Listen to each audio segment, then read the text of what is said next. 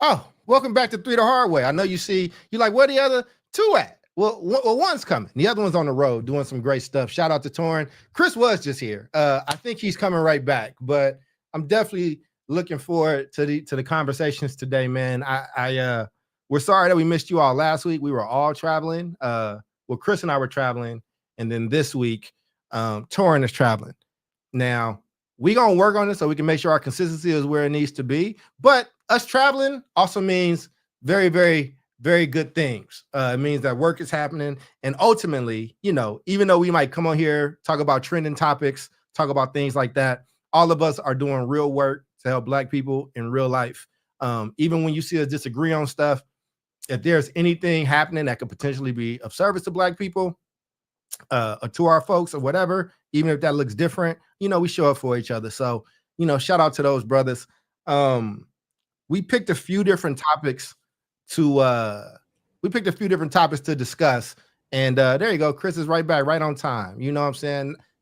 Might not be there when you call him, but he's there when you need him, right on time. That's right. That's right. I was just talking to the people real quick, man. I was telling you when you got a chance, add your socials in there. But I'm gonna pull up the topic that you wanted to talk about. But why don't you start what is this thing and how did it even catch your attention as you go into detail on it? It also is stretched, so I can pull it up. Yeah. So when people when you say this thing, let me just be very clear. I'm too addicted to TikTok. I'm in TikTok too much. You know how people say like somebody's permanently online. I feel like let's just put it this way. It took me years to build the following that I have on TikTok. It took me less than a year to build the same number almost on on Twitter. It took me years to build it on Twitter. And then it took me about the same amount of time to build it on TikTok because I'm so engaged there. And I make a lot of videos. I've gone viral. I'm kind of a big deal, right? Like for my old ass being on the TikToks, right? But anyways, on there, I always find good stuff to riff on. I find stuff about teachers and education, all that cool, right? So I do that. But every now and then I bump into something that just pisses me off for some reason, and I have to be bad, Chris. I have to be the bad Chris. Yeah, I gotta be bad, Chris. So there's like, some of y'all might remember that there was Superman, and then there was Superman in the black suit, right? And it was like upside down Superman. And same thing with Spider-Man. There was a Spider-Man. Venom. Yeah. So but the Superman, I forgot what it was called. It was like upside down Superman. It was kind of almost like Stranger Things type of thing. Superman went through this period where he was in an alternative universe. And that's me. That's Chris Part 2. That comes out sometimes. Chris Part 2.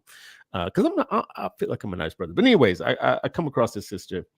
A beige sister with big glasses and nails too long.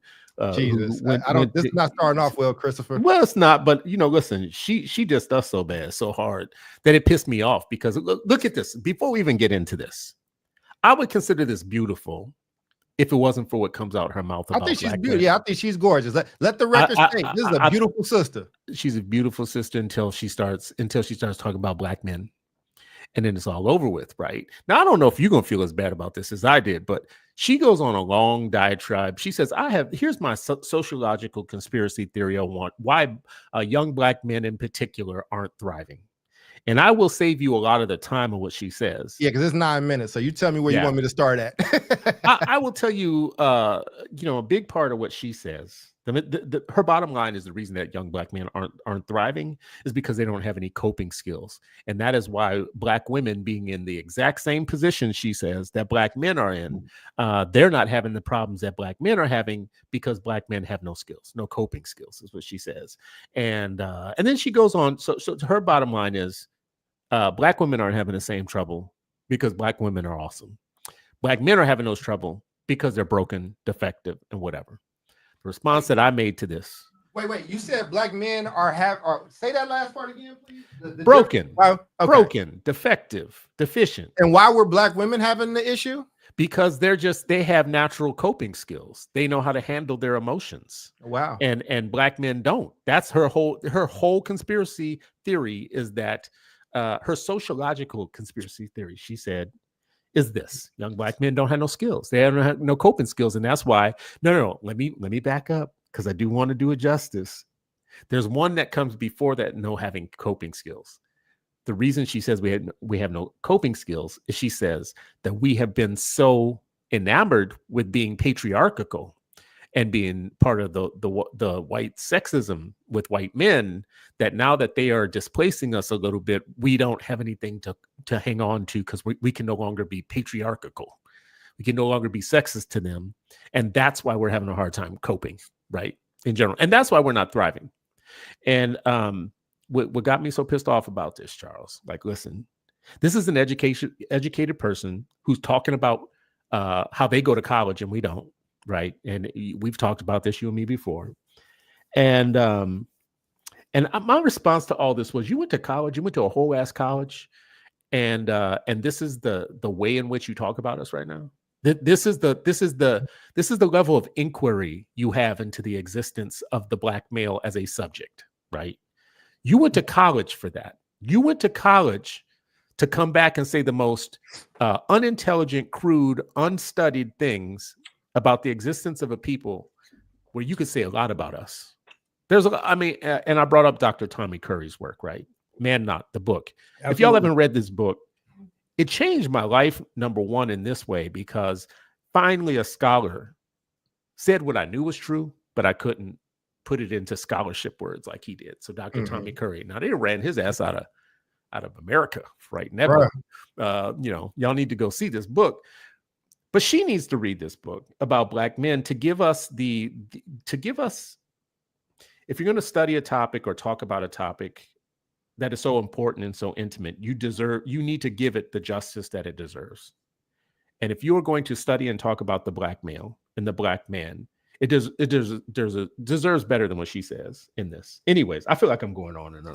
No. I mean, if you tell me where I can play a little bit. Play a little bit of it. Just play a little bit. We don't have to play the whole thing. I know on social, you can fast forward through, I don't know, the 2X. I don't know if you got to do it on the desktop. Why young Black men in particular are struggling to become productive members of society, I think has a lot to do with extremely low self-esteem among this demographic, specifically Black men aged like 40, 45 and under. There are multiple factors that contribute to this, but I think the most important factor when having this discussion is studying the way that white patriarchal supremacy in America has changed in rapid fire succession, like in lightning speed over the past 50 or so years. We have to remember America is not just a white supremacist country, it's a white patriarchal supremacist country. So the two primary methods of oppression and subjugation are whiteness and race, and followed by patriarchal subjugation and submission on the basis of gender. Historically, where Black men have had access to the patriarchal portion of that power structure by virtue of being men, today the patriarchal power structure is shifting, it's eroding, it's losing power, it's losing relevance, it's losing status, and it's losing its foothold and its chokehold on modern women. So then we see that Black men who were oppressed by virtue of race, but were still men, are no longer able to access that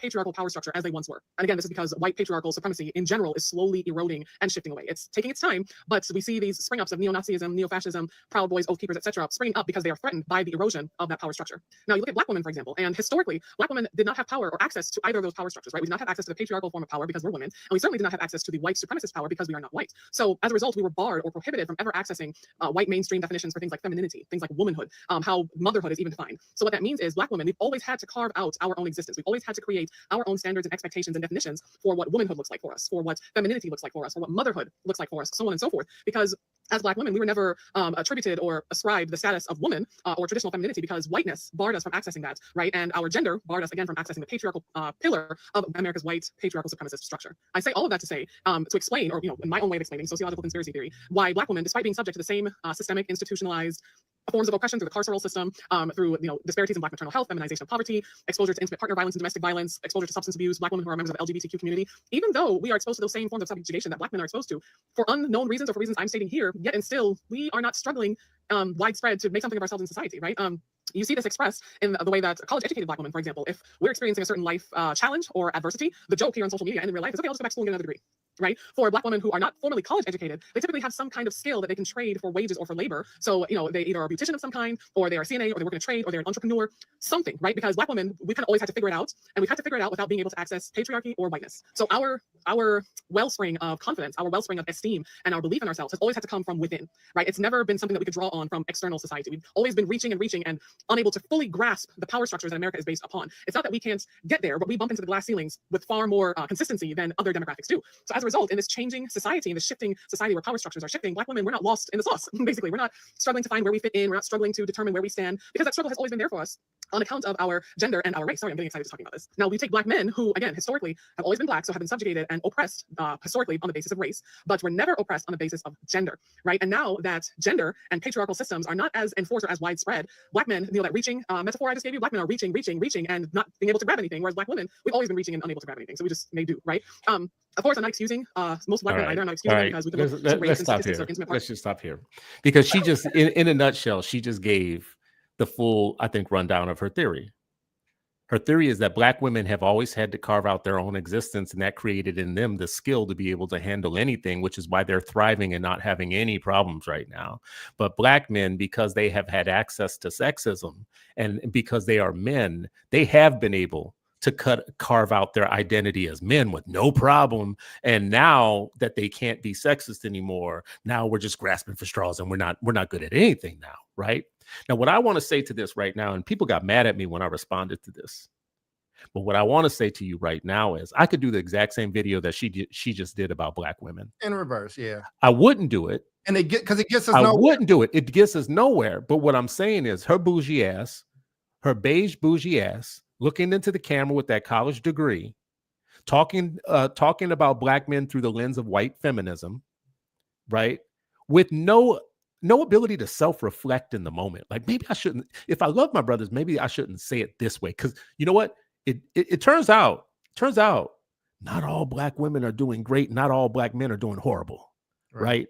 So let's just level set this discussion. Because as it turns out, you just said a lot of bullshit with your college degree.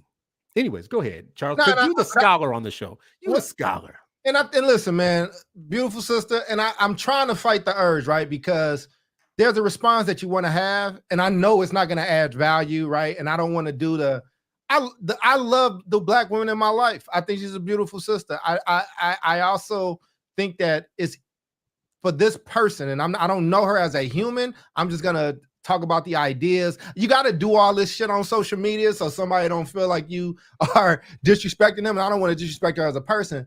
And at the same time, wait, let's just stop for a second. Why you gotta do all that? Why you gotta front load everything with? She just talked about you like you a dog. I know. She just talked about you like you a damn dog. And you're like, oh, but she's beautiful too. She's beautiful and she's a good person. I was watching you and Sharif, and I know Sharif has said we ain't got to keep doing that. But let me tell you why I did it. Because I'm sure she got nice feet. Keep going. Let me tell you why I did it though. Because there's a certain part where I stopped listening to what she had to say. And I don't want to start off in the wrong way because people won't even listen to what needs to be said. So let me just go at the idea. And the idea is she presupposes that niggas just not doing nothing. Like just nothing. That's and right. Whatever we did accomplish, it was because of patriarchy, as if there are things that we don't go through. And I don't want to get into this who gets treated worse. I don't want to do oppression Olympics with my own race, with my own women. I don't want to do that. But it's like when you say something that's so factually wrong and you just miss the obvious, you just leave it out. I'm forced to like say that, because here's the thing. There's a lot of things that happen to Black women that ain't fair and that ain't right. But guess what? There's a lot of things that happen to Black men that don't happen to Black women, that don't happen to these other people. How many times you been pulled over just driving, Chris? Like, that's just curious. I mean, listen, what you're about to say, and you're a scholar, this is why you should be saying what you're saying is, if we wanted to treat this fairly, like inquiry, we would say, in what way has the Black man been emasculated and had his own gender have to carve out something special for himself because of the way listen, they used to do things to Black women. They used to do things to Black men. They used to treat you a certain way. They used to treat me a certain way. Right. Like, so we have special existences. Right. We have unique existences. So I will give credit to hers. Yes. I've read the books. I understand what they did to Black Absolutely. women. But you went to college and missed the whole chapter on what they did to Black men. Emasculating. Do you remember that during slavery, they didn't even let young Black boys wear pants until they were out in the field? They made them wear dresses until they were in the field. Cut off their manhood. Cut off their manhood. back breaking or buck breaking, all that type of stuff, or pulling you out in front of your kids and your wife and beating you in front of them so that they know who the real man is, type of thing, right? If you're not ready to study that part of history and you go to college, she went to a whole ass college with a whole ass degree and got on, and this is the most sophisticated argument that she can make about an entire group of people that she's supposedly connected to. I expect more. Chris, colleges are changing, and you've heard me say this over and over. You have also done your own research, because my friend Chris, for you all that don't know, he likes to read you cats' dissertations because he don't believe most of you, and the quality has not been what it was. read just for a record, just Chris, read Dr. Huey P. Newton's dissertation from when he wrote that, compared to some of the dissertations that you read for fun. It's light years different around. Like, one of those actually is revolutionary and new thought and like inquiry and like something that we can build off of as a people. And the other ones seem like a union person that hates school choice wrote it for you. So like, let's actually have these conversations. Like, when education has become more about vibes, more about being on the right side, or in literature and facts go out the window, like, we got a problem. We have a problem. And again, that does nothing. I understand. Listen, and let me be clear. I understand that it feels good to be uplifted. I understand that you want to uplift other sisters because they need to be uplifted. And I think, Chris, you're doing an incredible job on your platform at Brightbeam, doing that all the time. I think we all do it. But you don't have to do that at the expense of Black men. And Black men, you don't have to pop your collar and talk about the dope shit we do at the expense of Black women. But it's what gets the traffic. It's what gets the people going, Chris. That's why people do it, because of likes. You said you addicted to TikTok. I bet you ain't as addicted to it as she is. I don't. You know what? I'm going to push back on the reason that you do it, because there's a lot of people that are going to follow her and shake their head yes, that don't have any. They're set to private on social media. They're not trying to get any clicks or whatever. But this is a way in which you can get a lot of people to shake their head and say yes. And it's because a lot of people are having bad lives. They're having bad lives with male individuals. They're not getting what they want out of male individuals, and they're creating compensatory logic systems about why that is, right? So it's easy to go back to well, niggas ain't nothing. Niggas ain't shit, right? That should be a t-shirt, right?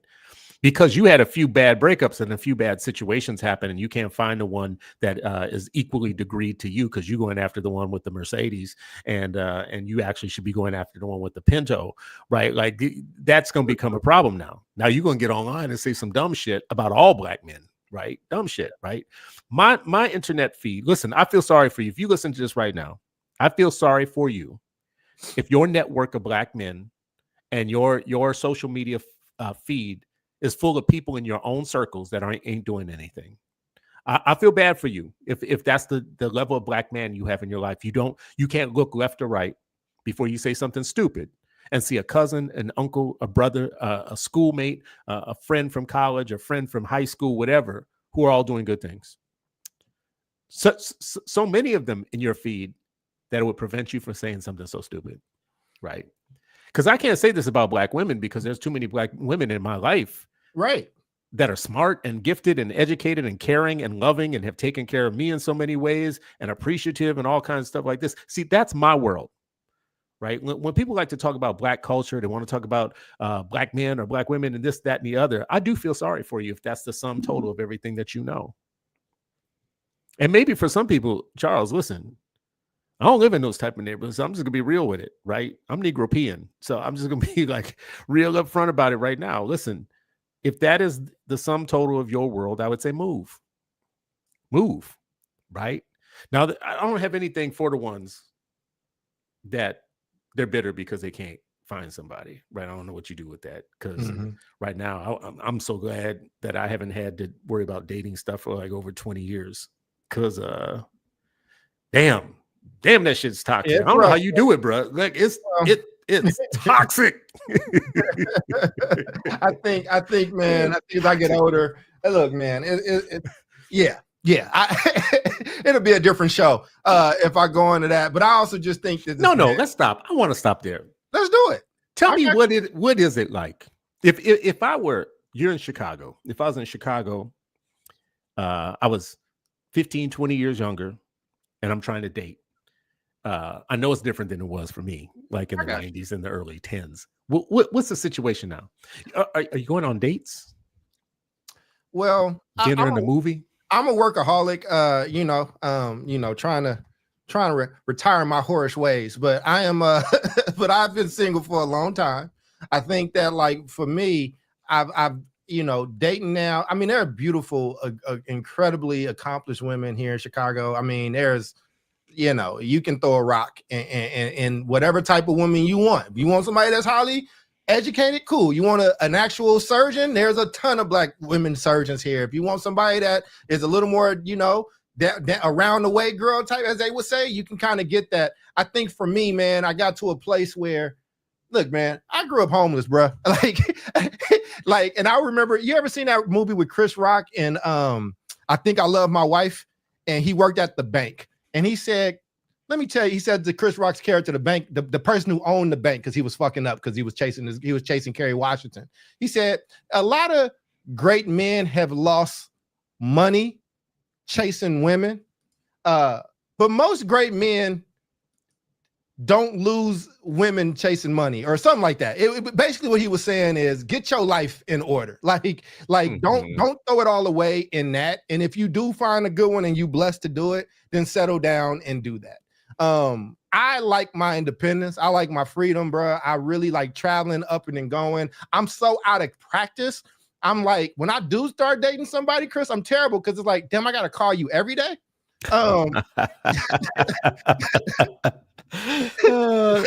There's something wrong with you. I'm not, listen, but you got to understand, though, right? Think about this, though, right?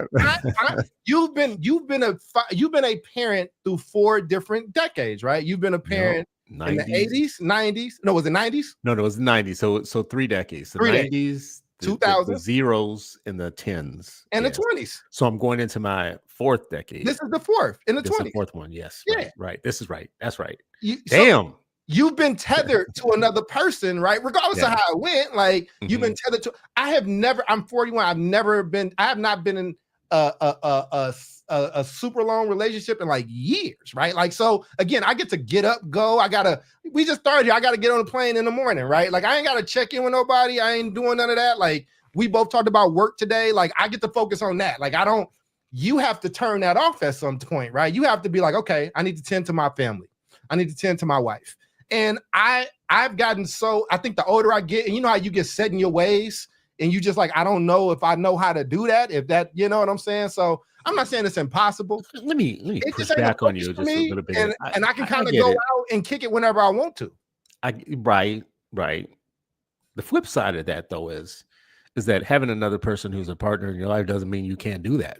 I'm not saying it does. Because like negotiation is the art of marriage, right? So the negotiation before and while you're married, right? Like that's the art of the whole thing. But let me say this. I wouldn't be sitting here talking to you right now if I hadn't been a married person. Right. Because there's so much shit that being married allowed me to do that built the foundation for me to be great. Right. Because you have someone like a partner like I do in your life, a lot of other shit falls in place.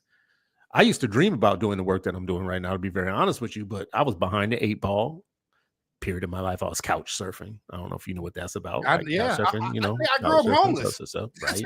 I lived in 4 shelters. You and I talked about this. I don't want to one up, but listen, I lived in a Ford Fiesta with roommates. So I know. Just so you know.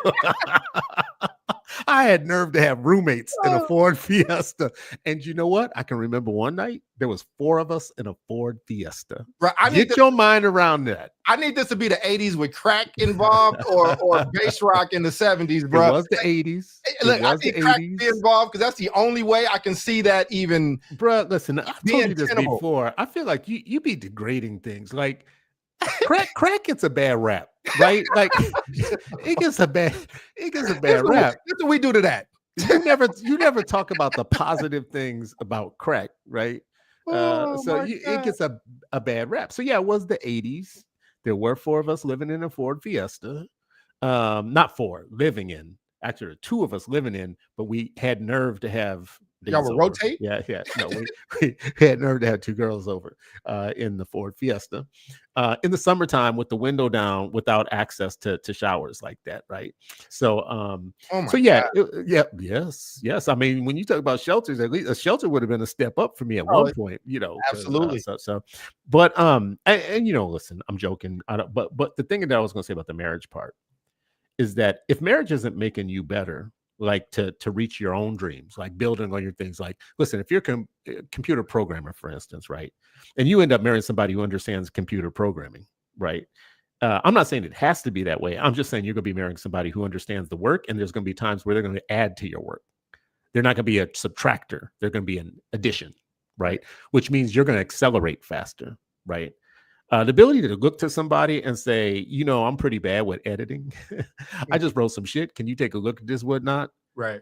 And have that shit come back to you real quick, real fast and done, like a built-in editor, because I'm a writer, whatever. You mean like AI now? Bro, listen, yeah. AI is gonna replace something. AI now? It can't replace everything. It can't replace everything. And for those even the ones just for y'all listening, the AI that is in the love business right now, the people that are forming AI agents that they talk to like a loved one, some of those AI agents are going bad. They've been programmed to go bad. Oh wow. Some of them. There's one that convinced the individual to kill himself. Yeah. So this, we're at the beginning of this, and it's already doing stuff like that, right? Anyways, I feel like we went all over the map here. No. We can come back to that, but I mean, we can have this conversation because I do think it's because I think for me, man, like I said, and she said, Laura said, what's up, El Michelle? I tell my young male cousins to go out on 5 cheap dates: coffee, museum, free jazz in the park, a hike, a lecture. If she hangs with it, she's cool. I mean, listen, man, I am not.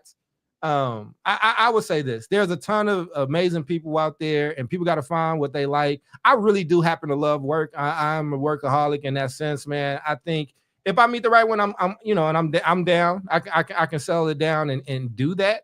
But I'm not bothered that that ain't what I got. Like, this is not some incel situation. I think you've known me for a long time. I have zero issue. That's never the issue. The other thing that I want me to be really honest, Chris, what I run into at this age, I run into people that I might have liked in high school or college that now have 4 kids, 2 baby daddies, 3 baby daddies that now want to settle down, and they'll say, "Oh, Dr. Cole, I'm so proud of you. Did you know I always had a crush on you?" I run into people that have had some life experiences and been ran through by some figures that they may not love. That's messed up. What do you mean ran through? I'm not. Let me be clear. I'm not even talking about sexually. I'm talking about like life has got them. Like life is like.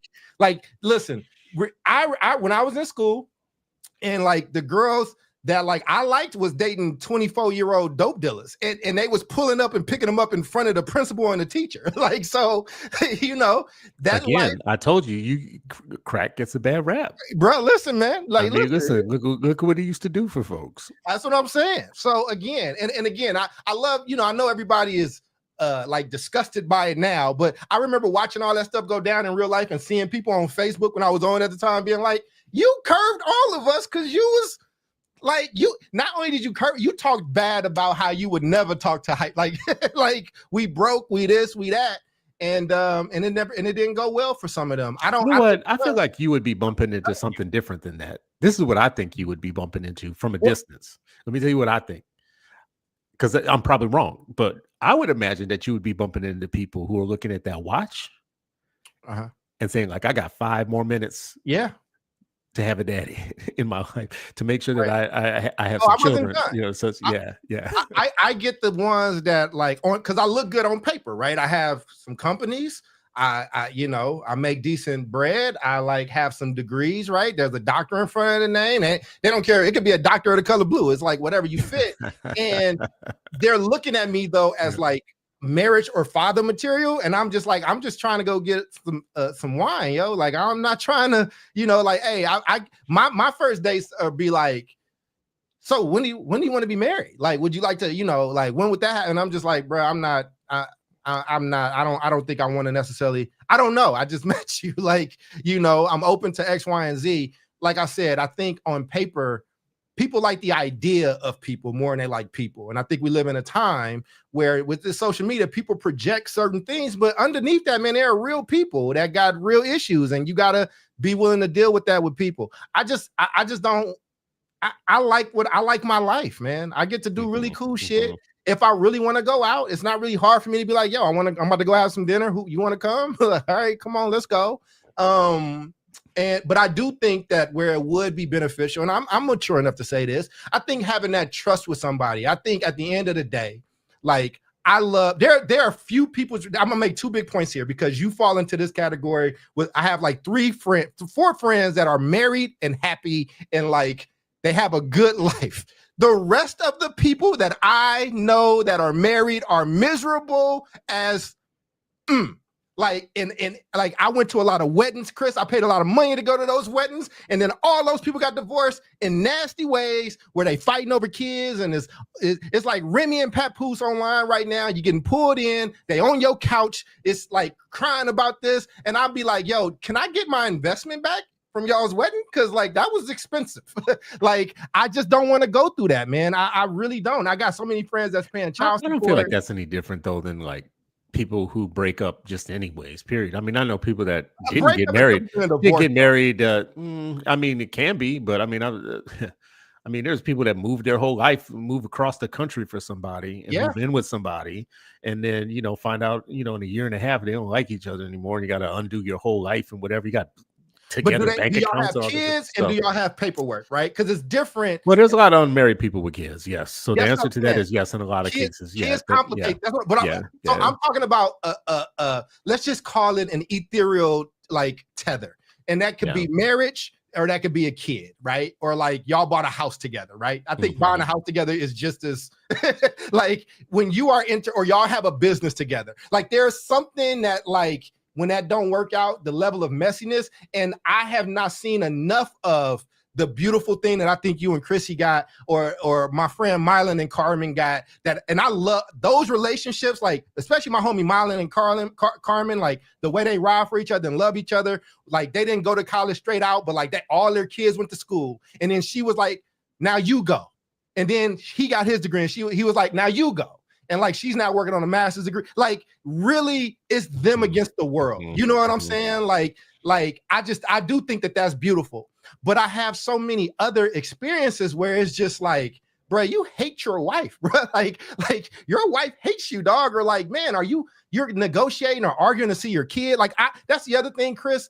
And y'all used to do this in A Black Hands, and I wish y'all would have took it. I actually think I wish somebody would have kept going with this. Like where. I have friends where women are definitely using those children as pawns around.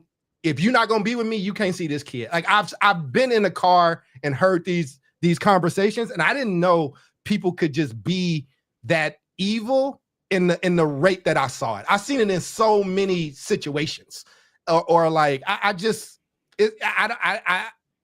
the good has not outweighed the bad for me enough. And that's just me being honest. I know that might sound immature to certain people. You asked me though, and I wanted to give you an honest answer because you asked me. You know what I'm saying? Like, I'm not saying I wouldn't do it. Like I've dated somebody, you knew one of them, and she was incredible. I have nothing negative to say. I just was not, that beautiful, amazing young lady that you'll never hear me talk bad about. She was ready to have kids. We were 38 at the time. Like, and I think it would have been selfish for me. I knew what the right things to say was. I knew how to keep that going, but if I'm not sure if I really want kids and you really do, and you told me that, then I owe it to you to let you go do that, And so I thought that was a mature thing to do, but people can judge what they need to judge. But outside of that, I think you gotta be pretty special. And if you are, I'll lay it down. I have no problem with that. Yeah, I get this in one way. Don't fall off trees, bro. That's all I'm saying. I mean, listen, I don't want to romanticize my marriage though, because I'm not good at it. I'm not good at it at all. I'm like, I'm terrible at it. And this is like the thing about being a Christian. If you think you're a good Christian, then you're not a Christian. Right. You need to wake up every day knowing part of being a Christian is saying I am insufficient to be able to even live up to the name Christian, whatever. That's what a real the Christian wise man knows that he knows nothing, right? That he knows nothing is. And here's the thing, I'm a God. And that's why I say I'm not good at it. But I got married in my 30s, and there's a few things that I was used to. I was used to things being right where I left them. Bruh. You know, what I'm telling you. I was used to not having to look for anything because it was wherever I left it the last time, right?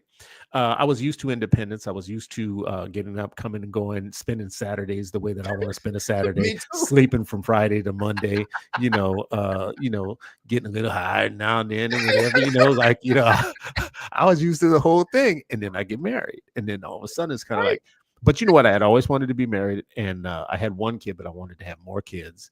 And when we met each other, it was almost like at the right moment, at the right time, we both wanted the right thing, and we identified it pretty quickly. I was in my mid-30s. I knew that I was going to want to have more kids, so I knew I had to, something's going to have to happen soon if I want to do that, right? And but I probably didn't pay enough attention to the amount of changing I was going to have to do, right? Because listen, right now I got all my toys around me. I'm in a man cave. I got 3 different rooms down in this basement. I could do man cave stuff. I got big person money. You got room for activities, Chris? Your wife listen, room for activities? I had a mattress on the floor when we got married. We got married. I had a mattress on the floor. In your 30s, B? Bruh. Were you bohemian? Were you kind of like a hippie? What was going on? I was kind of like a broke Lenny Kravitz. That's what I was like. They just told Lenny Kravitz. Did you see it was Lenny Kravitz's birthday? Did you just see this man at 60 and he still got an 8-pack? Bruh, you know what though? Do you want to do it? Do you want to do what he wants to do? He don't eat meat.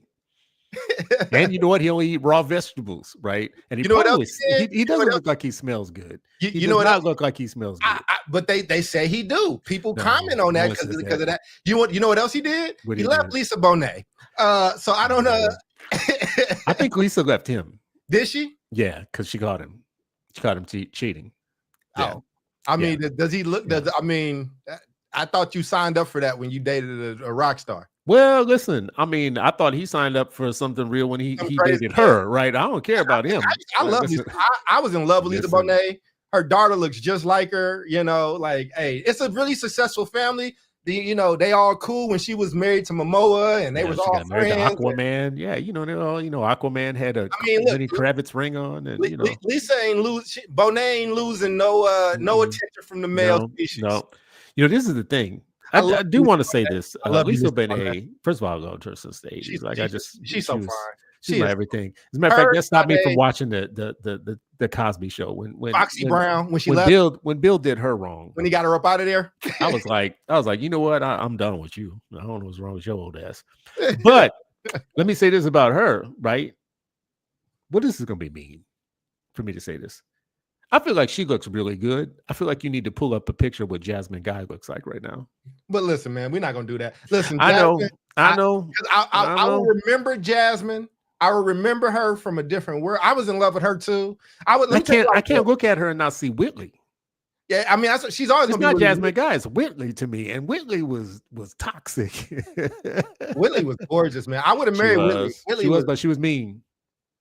That was early seasons. Remember when they got married and all that stuff? First off, I will include Wayne when he eventually tamed it. Yeah, he tamed that relationship. Now I will say this: that relationship, I bet a lot of people did get married because of that. Watching that relationship, that was beautiful, right? I bet that's true. These 2 people at a black school, 2 very different across the tracks type of people. One is very spoiled. One is very Afrocentric. They kind of tame each other. They got their little issues. She about to marry the other cat, and he stepped. I mean, that black love, that was just a good representation. So, but somewhere along the line, Chris, we got away from that and we got into Tyler Perry-esque dramas. And first of all, don't you blaspheme Tyler Perry? Don't you blaspheme that I respect Tyler Perry. So try, but I do want to pick up on something you just said. Is where's the new version of Love Jones?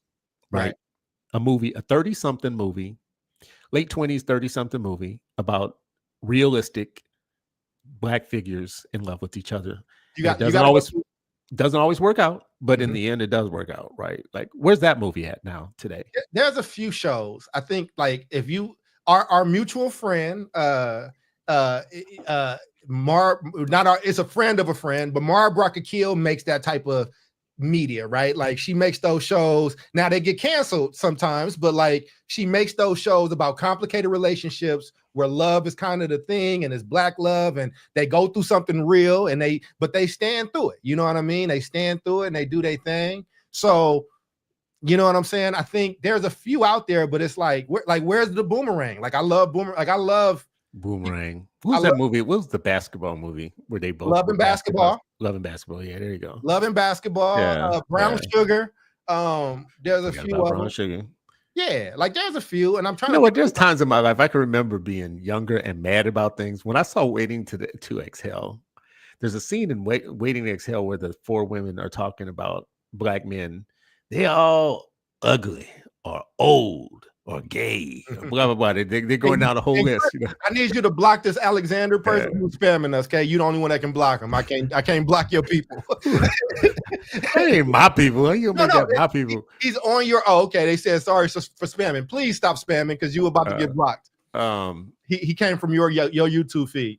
Well, welcome, Alexander. You got good taste. Yeah, if you stop spamming. What was I saying? You was talking about we was talking about love, brother.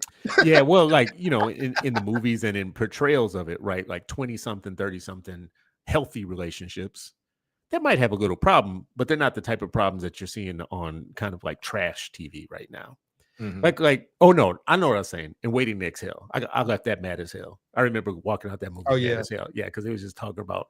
It was kind of like where we started tonight's show, right? Like just a rib session on men. They're terrible. They smell bad. They were saying all kinds of stuff. I'm gonna have to look that up to see why that scene got me so bad. You raggedy bitch. I mean, listen. The only one out of them was, well, let me stop. Nah, listen. Because Whitney was the most in that movie. I remember that was the only thing I liked about that movie. I mean, listen. Look, shout out to her. You know, she wrote a few different books. You know, the big one was How Stella Got Her Groove Back, which was a play on her life. Do you know what happened in real life with that story, Chris? Who's that? Is that Morrison? Not Morrison. No, it's the same sister that did Waiting to Exhale. It's, yeah. What's her name? Look, the lady, Stella Got Her Groove Back. Yeah, woman. It's I got you, man. Yeah, she had Tay Diggs in the movie with her.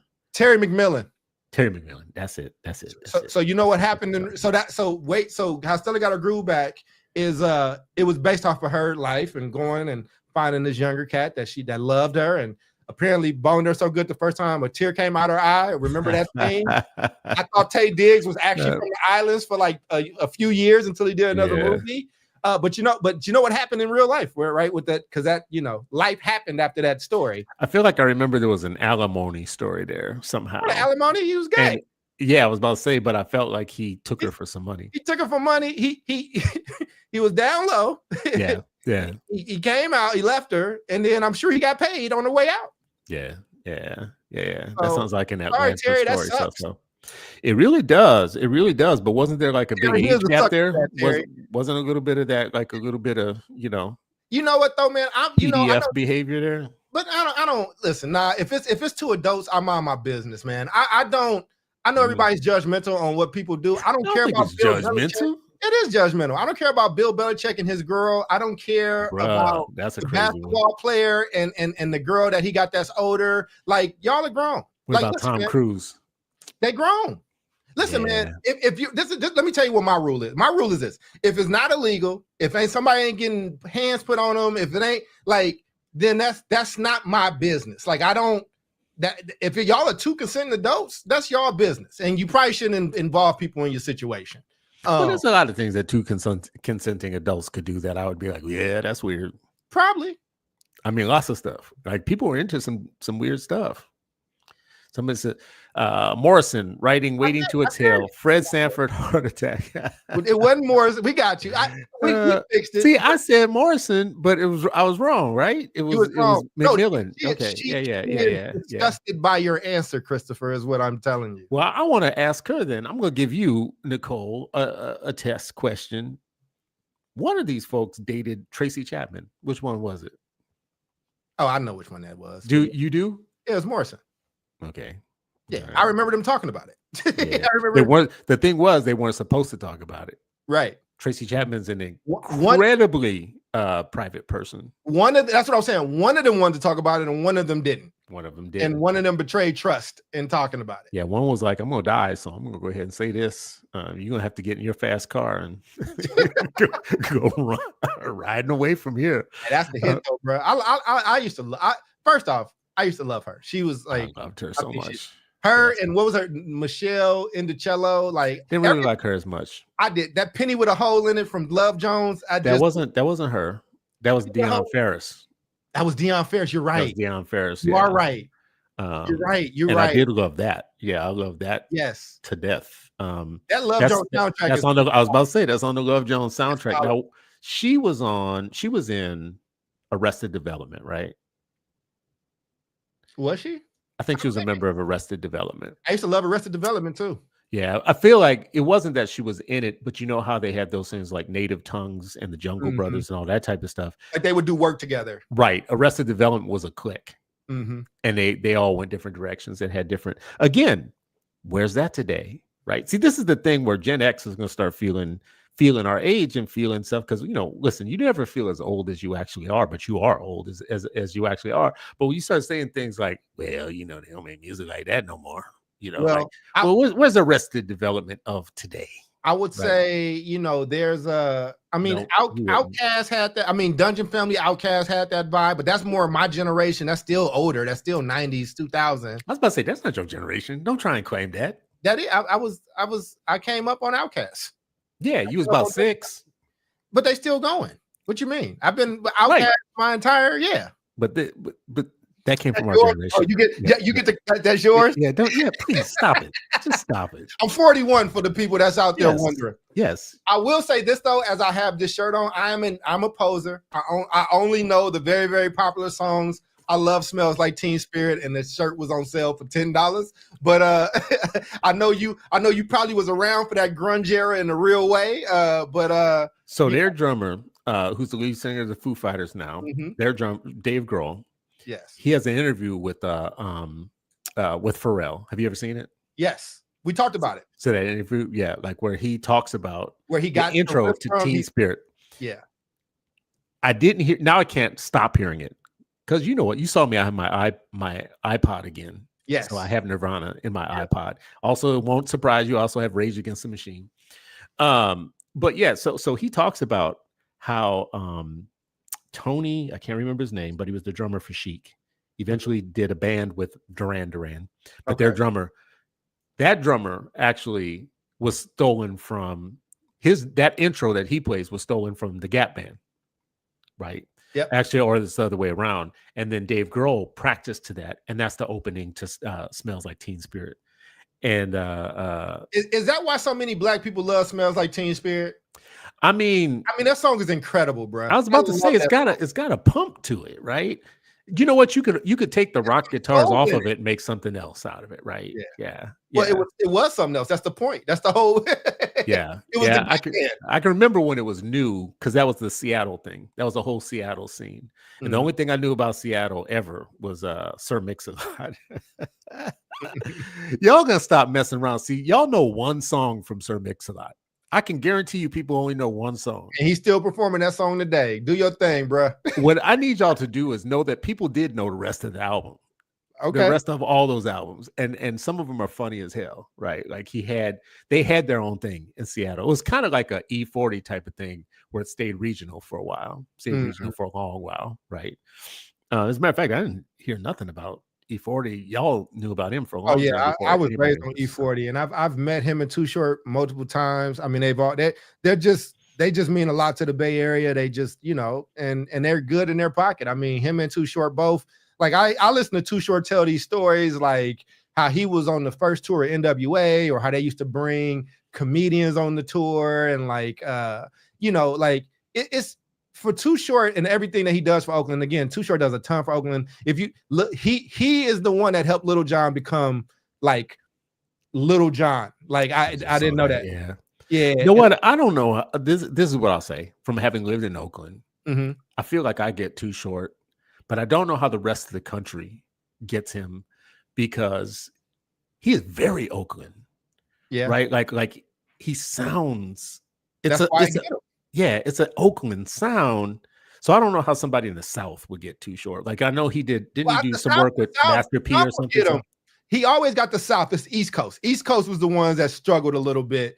But the South and the Bay always had that connection, right? Like that's because he also moved to Atlanta. That's how he discovered Little John. He's always been embraced. And you know, E40 went to school in the South. He went to historically Black college. Like him and Tony Draper, if you remember from that time, this is your generation. Him, 8Ball, MJG, all of them came up together. They were in like he was in college down there and like started, you know, doing all this stuff or whatever. But we've always had that connection with the South. It's just the New York. It was a New York kind of bias towards that. And honestly, Too Short was one of the first ones that broke that down. Too Short was on Biggie's album before like that with the whole Pac stuff situation jumped off. And E40 saved Biggie when he came to the Bay when they was having those beef because they had stuff locked in on him and he stepped in and he stopped that. Like, that's what I'm saying. Like, he is what he means by very Oakland, Nicole, is like the same way Ryan Coogler is very Oakland. Like, when you listen to Ryan Coogler or Marshawn Lynch or, you know, Too Short, like, or my homie Kamar, or, you know, my accent is jacked up because I lived in so many places, but there's just an aesthetic the same way somebody's very Brooklyn, the same way somebody's very Detroit. You know what I mean? Like, I dare you to find anywhere else where there's hella. Hella? Hella. Well, you find other things though. Yeah, but Hella's very Oakland. I remember when Hella started. I was there. I think I was the first one to say it. I feel like I should have like trademarked that because I used to say Hella, you know. Bro, just some credit for Hella. I love it, man. You got the cojones on you, boy. I love it. That man said Hella it only exists because of me.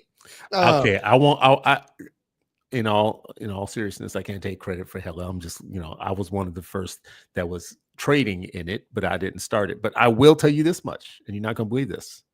Okay. I am the first person to ever say batshit crazy. Oh my God. I made that up. You have got to stop this, man. I'm telling you, you can ask Christy. I am the very first person that ever said that. I wrote it.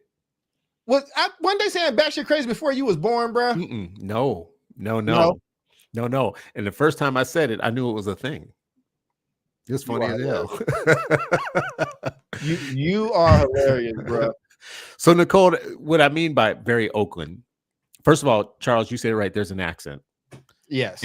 But there's also a humor and a mentality that I think it can translate to a lot of other places, but you get it more if you grew up around the Mac. Yeah, like the Mac, or like there's very Oakland movies that kind of established things early that kind of led to the legend of Oakland and all that stuff. Like, you know. This is your generation. Like, you lived in their place during that time. So did you watch the movie the one that Too Short produced? It's in theaters now. I just bought it though. You would love it. So basically what is the movie? I haven't heard of this. It's Too Short produced it, but he's not the only one. It's called Freaky Tales. Really? So it's taking off his song. I think yes, but I think you would love it. Let me tell you why. Can I show you a trailer? Sure, if you haven't seen it, let's see it. All right, I got you because it got the good brother Pedro Pascal in it. It got like you should watch this with Chrissy. Hold on a second. I got you. Here you go.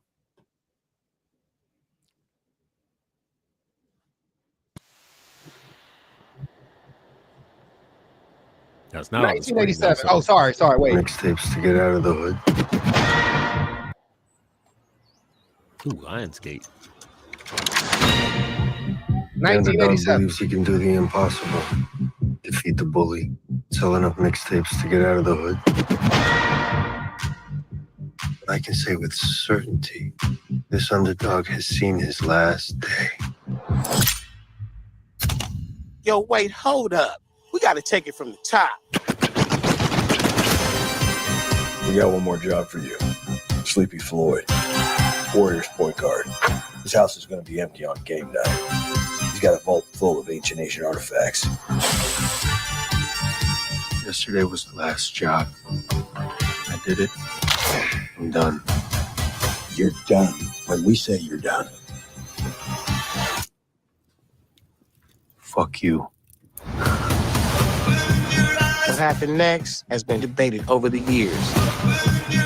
But this is the tale as I know it to be. I found it! Did you see that? Yeah. That's so rad. You don't expect it. Hi, I'm Sleepy Floyd. Boyd's out there slicing people up with a sword. Can you repeat that?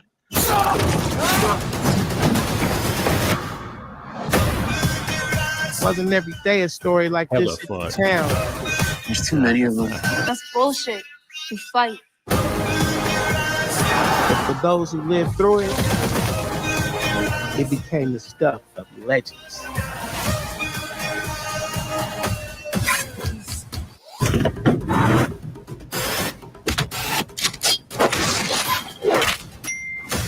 What happened here? You fucked with the wrong warrior.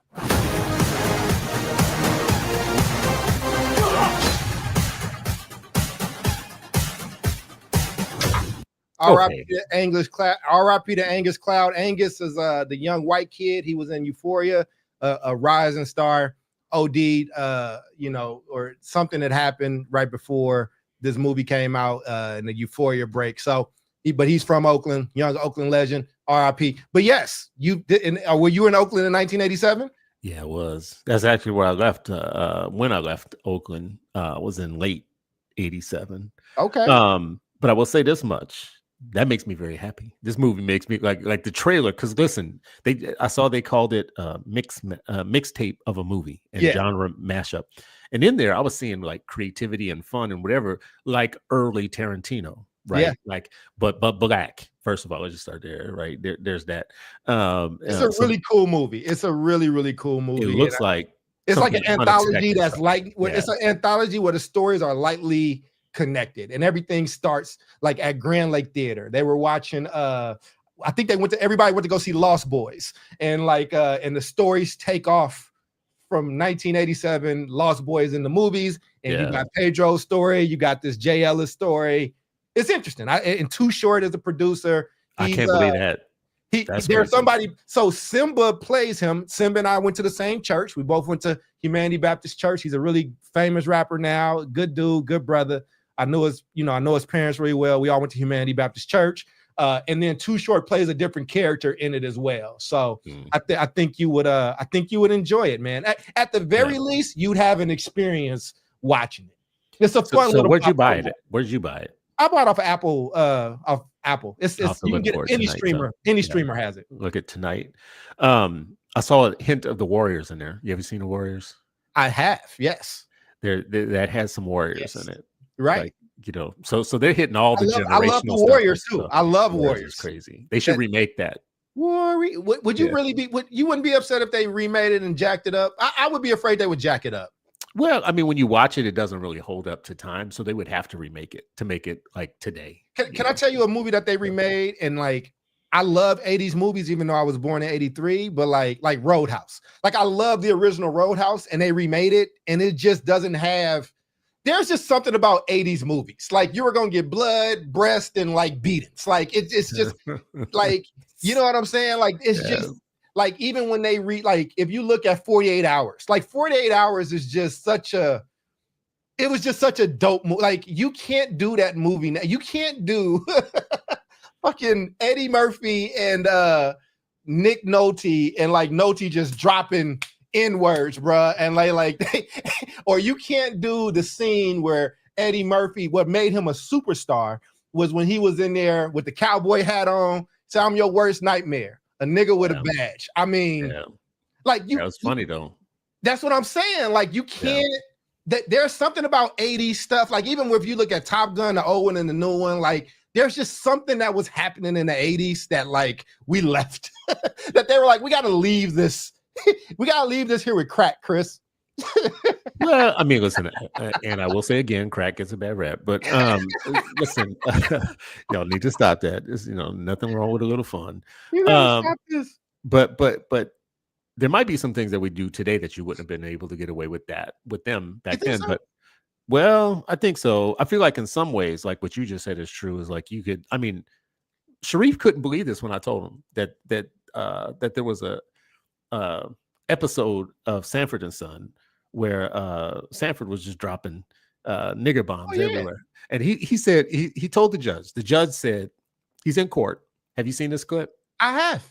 Yeah. So Fred Sanford's in court, and he noticed that everybody in court is black. And the judge tells him something like, where there's no such thing as racism, we apply the law equally, or something like that.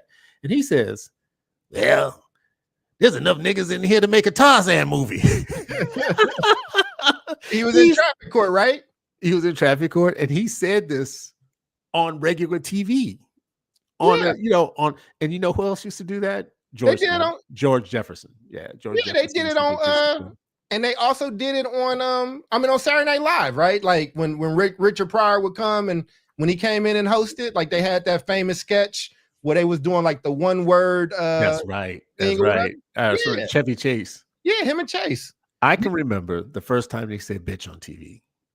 It was like a national scandal. And you know who it was? Who was it? It was Joan Collins on Dynasty. Oh, okay. Yeah, she broke the barrier. She just, bitch. She just said it once. Yeah, here it is. Now see, play this and see if this could play today on TV, on regular TV. Is it this is the one, right? This is the one. I'm pretty sure. Ask this officer a question. Very well. Proceed. Now, here's the question. What have you got against black drivers?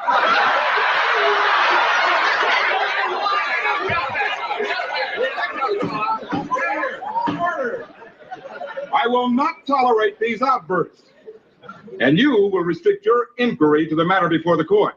Well, that's what's wrong with the court, Judge. A black man ain't got a chance down here. I'm black.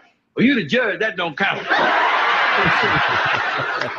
Listen, why don't you arrest some white drivers? I do. You do? Well, where are they? Look at all these niggas in here.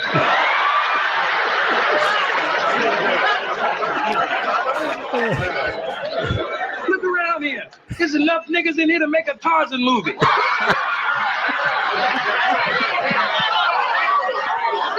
You know what's funny? Somebody gonna be mad that we showed that. Listen, somebody gonna be mad. And you know what I'm gonna tell them right now is I believe that I should play him in his biopic. I believe I should get that role. I think my glasses alone should get. I mean, you read enough. You can be read. I listen, and he's my favorite of all times. I used to listen to his albums. I don't know if remember, everybody had albums, and there was a big difference between his and Cosby and even Pryor. Like his album, his were dirty as hell. They were constantly dirty. Richard Pryor can be dirty too, but his was constantly dirty. Brings me up to something. Talk about this real quick, because you met Paul Mooney before. I have. I've sat with him, had coffee. Talk about it. What happened? How'd you meet Paul Mooney? So I'll tell that, but also for the people out there that got anything to say about good old Red Fox, he was known as Chicago Red, and you know who he was friends with? Detroit Red. Him and Malcolm X were homies before Malcolm X became Malcolm X. That's right. And they stayed homies. They stayed homies. And that's why Malcolm will always be that dude. So I've gone to seen, Mooney a bunch of times in San Francisco, I love going to the little dirty, like comedy clubs in San Francisco. And he just come and he'd be incredible. This one particular day, he was very interested. He hated Barbara Walters. And he talked about the time he walked into Richard's house and walked upstairs and saw Barbara with her legs up and Richard in the thing. And so apparently Barbara really, really liked brothers. But I was in Berkeley and I was coming out of a movie because I love movies, and I saw him and I just was like, oh man, I've been to a bunch of shoose, but I told him that joke and I loved it. And he was like, oh, well, buy me some coffee then. So we sat down. It was a little coffee shop right there that I don't know if it even exists anymore. And man talked to me for like an hour and a half. And he talked to me about comedy. He talked to me about his journey to Oakland. And he talked about, and I would later read it in his book, but he talked about how, you know, he brought Richard up here because Richard got so strung out on drugs, the pressure from LA and all that stuff. And he came up to the Bay and he was just like, I got to go back, but I'm scared. And he's like, what you mean? He's like, just stay here. It's like, no, I gotta go have my career. But he was clean. He said he was clean up here in the Bay. He was getting himself, you know, he would spend time in that Oakland, Berkeley area and just kind of zone out. And he said, if I go back to LA, the demon's gonna get me. And if we didn't read his book, I think we read his book like maybe last year in my Black Man's Book Club, man. And that story was in there. He really talked about it. So, you know, he was just so gracious with his time, but his mind was so quick. And he talked, you know, how you talk about when you met, or, you know, you had him on your radio show. It's something about these old Black comedians. Dick Gregory. Like, right. He probably wasn't crazy. As prophetic as Dick Gregory was. I would say Mooney was just so straight talk, and you could just see why he could never become the guy. You could just see how he gonna say something and fuck up the chance, like, or whatever. And it's just who he is. He has to tell the truth. He has to talk about these issues, and he can make them funny. And he would say stuff. It was funny because things that were in his bit, I was like, oh, it's not a bit. This cat just talks like this. He was like, he said, other day, a white person gonna tell me I'm saying nigga too much. He said, I love saying nigga. He said, every time I say nigga, a white angel loses wings. I would just say it right now because I want 8 white angels to lose their wings. Nigga. We just having regular conversation, bro. Like, and then I seen him do that bit, you know, on stage about he said every day it make his teeth white. So there'll never be another Paul Mooney. And just his relationship with Richard, I don't get into all that other drama and stuff after these people have died and all that stuff, man. I think, you know, that was just a special bond, a special relationship, and he was a muse and a partner and a friend to the world's greatest comedian of all time. And more than one too. I mean, more than one. You know, everybody stole from Paul Mooney. Bruh, and Paul Mooney will tell you. Yep. They also, I mean, he probably tell you that, like, you know, Chappelle's show. But remember, he was on Chappelle. He talks about his time on Chappelle, and I mean, he loves Chappelle, right? And like Chappelle loves him, right? Like, that's why Chappelle is the Richard Pryor of our generation, right? He is the Richard Pryor of our generation, right? I don't know if there's been a more funny and honest comedian than Richard Pryor, because I just watched. I like Gerard Carmichael. I used to like his first 2 specials and his show. I loved it. You know, then he came out and he's kind of been doing a lot of other stuff, but he had a new special come out. And I'm like, you know what? I've been rocking with him from day one. I watched it. And again, there's something about there's an honesty, but it's like, it's not funny and it's mean. It's like mean to his family. It's just, like, who is this? Gerard Carmichael. Is he the one that had the sitcom for 5 minutes? Yes. Then he recently did a thing. And it was really good. Not Tyler Perry. Tyler, the Creator. He's friends with Tyler, the Creator. Yeah, he tried to holler at Tyler, the Creator, and Tyler was like, nah, I'm good. He just laughed at him and farted in his face. And then he did this race play thing. Did you see that? Yeah. Yeah, sucking the toes of white dude. And the thing is, and I'm like, okay, look, and this is the thing, right? And let's be... Y'all, for y'all that don't know, I don't know how much of a Richard Pryor fan you are. Richard Pryor absolutely talked about doing something and then quickly moved to the next joke. But he told his truth, right? Like, and again, but he didn't. You're gonna gloss over things because everybody likes to act like LGBTQ was invented yesterday, but it was not. But if you ask Quincy Jones. Jones was like the oracle who would just say things. He would just tell the truth about stuff that he wasn't supposed to tell. He talks about one of the most famous he talks about Brando, Marlon Brando. He's like, he would get with anything. He would just get with anything. Richard Pryor, you know, this one, that one. He just named just all kinds of random people because apparently Brando he's a little bit of a freak. So so he just threw it out there. He's like, Richard Pryor, you know, and I was like, Richard Pryor, let me look this up. What is going on here? Gerard, that's him. That's the one. So Yes. he was, he was funny to me in that sitcom thing that he did, And I it was thought, and it was such a great sitcom. It was I didn't so know why it good. didn't take off because I was Well, like, this it should be the did. next thing. It did. The producers came to him and wanted him to make this change or do something, and he didn't want to compromise the art, so he stepped away. He made sure all of them had jobs. He made sure Little Rail had a job. He helped everybody kind of blow up, and that crew. Like, I really like Gerard Carmichael. I really like him. And the fact that he's gay, I didn't care. But then he did that reality show where he's, he got a bad relationship with his pops, but he's trying to embarrass his father. Like, yeah, it just was. And then he did that race play thing. And then he, I don't listen. Comedy is subjective. It's art. He's such a funny guy, and if you ever get a chance, watch his first 2 specials. I think they're really good. I thought he was the next Chris Rock when he came out. Like, he was that talented. He was like a Chappelle and a Chris Rock mix, because he had the commentary. He's able to tell stories like Chappelle. He has the acuteness of like a Chris Rock who read, and he was like my age. You know what I'm saying? Like, he was like, and then it's like, and a little more like a young Cosby though. Yeah, that too. People forget when Cosby was first doing his original commentary. He was a little different than what he became. He was always clean. I'll put it that way. But Gerard looks like he had that kind of. He was a little bit more stately, right? It wasn't crass necessarily. He's funny. He was like relatable, but he wasn't. It's like observational and like. Yeah, he wasn't trying to be something he's not. Right. Like he's not doing voices. He's just telling you stories and making observations. Like one of the jokes was he said, if you are poor, you shouldn't cheat. That cheating is wrong. We all know cheating is wrong. He was like, but if you're rich, like he would look at these observations and make these uncomfortable things, but then he'd bring you around, right? Like, that's what good comedians do. Like, they make you uncomfortable, but then it's like, well, or like.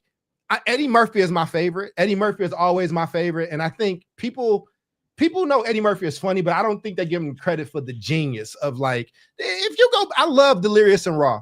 If you go back and really pay attention, like, oh, he's talking about domestic abuse between his parents, like, a marriage that's kind of crumbling, the issue with his family. Like, he took these real life situations that people in the 70s and 60s and 80s was going through, and he made it relatable. He made you feel like, oh, that shit ain't just happening in my house. Like, even the little story of like if you remember, like, Ken Ivor Williams did the skit at the beginning where Samuel L. Jackson was in. He also gave every black actor their first start, by the way. But like, and with a little boy, where your parents, I had those stories, bro, where my parents are having a party, they drinking, and they call you out. Do that little dance. Do this thing, right? Look, Eddie got a joke. Eddie got a joke. Yeah, that shit was so funny. I can remember those days too. Like that's when people used to smoke inside, right? Like sit there smoking and drinking highballs, and then they would call you in. And I don't know if you know this. So apparently my name has too many syllables, so they would call me Christopher. My name was Christopher, and they would call me from the other room. And the thing they wanted me to do was just talk. Because I talk proper, right? From a young age, I talked proper. So they'd be like, say some stuff. And you would swear to God that I was from England or something, right? And I felt kind of special about that. I felt that was good. But you would hear from the other room. You'd be sitting in there, in the air-conditioned room watching TV, and you'd hear, Christopher! You pretend like you didn't hear it. I know you hear me, boy. Bruh. Get out here, Christopher! It is. I mean, listen, man. I'm pulling it up. I should have did it from my account where I don't have to watch commercials. But nah, man. Like, and so what I'm saying about Gerard again, I feel like that brother's like really hurting. I feel like he's going through some stuff. And like, if honestly, man, and I don't want to put this on nobody, but I think if you care about him, you his friend, check on him. If somebody told me he OD'd tomorrow, that was it'd be like, well, he's been crying out for. I mean. Come on now, let's talk about this for a minute, though, right? Mm-hmm. Because what's today? Today's Wednesday. Tomorrow's Thursday. Yes. There's going to be a brother tomorrow at 4:30 who's going to get up tomorrow at 4:30 in the morning, and he's going to take a shower. His wife, his girlfriend, or himself might pack a lunch, and he's going to go to a job that's going to be some real soul killing, soul murdering shit for 8 hours, and he's gonna come home That's and true. do it all over again, right? That's true. You're And right. he's gonna look up and he's gonna hear one of us talking about a millionaire. And you're gonna be like, oh, what the fuck? He's gonna be like, what are you talking about? Right? You're depressed. You're sucking white toes. I'm going to work at 4:30 in the morning. I hate my job. I hate my boss. I would listen. I would love to have your life. Why don't you come trade with me if you're that depressed? Let's just trade, right? Anyways, what is this that you? Is this it? Oh, brother, like this. You know what? I just want to tell you right now, you're gonna get demonetized. I ain't making no money no way. All right, okay. Ain't no, you can't demonetize what don't exist. This shit is crazy. Chris, how old were you in 1968? I was born in 68. Okay, all right. Yeah, So you're yeah. a few years older than you. Gotcha. Yeah. Now, I done told you to stop running in here. Yes, ma'am. I'm on smack money now. Yeah. Them beds cost $3.98, baby. Yeah. But you see that chocolate cake I bought? You mean the chocolate cake that was on the counter over there? Yeah, where? Well, check Cousin Cecil's pockets. He probably got it in there with the turkey leg and the sweet potato pie, too. Home. My family is just like these people. It is good. Show me that little dance you all be doing. You ain't Who black you 21? That dance ain't new. Ain't nothing but the old shuffle. Well, send me that move. Oh, that's Bruh, if I tell you how many times I had to do this stuff, man, how many times I had to be called down and do all this, the funny part comes. But Vanessa, come on, Vanessa. Come on, baby. Sing a song for Grandma. That's what I need.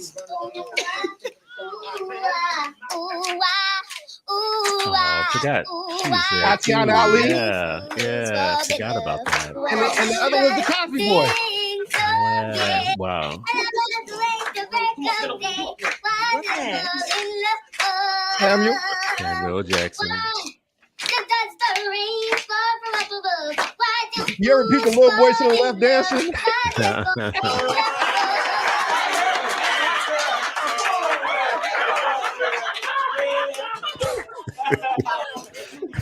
Mom, I got a joke. No, Eddie got a joke to tell. Go, Eddie. I got a joke to tell. He was on the Cosby There's Show. a lion and a monkey. And the monkey said, I can make the weather change. The lion said, no, you can't. So the monkey started climbing up the tree. And then he started peeing on the lion's head. Now it's raining. Then he started farting.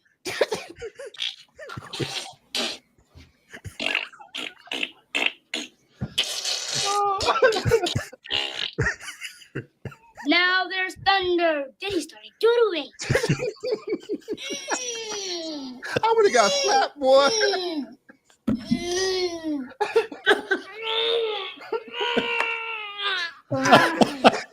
Now it's snowing. So the lion said, oh yeah, well I can make the stars come out.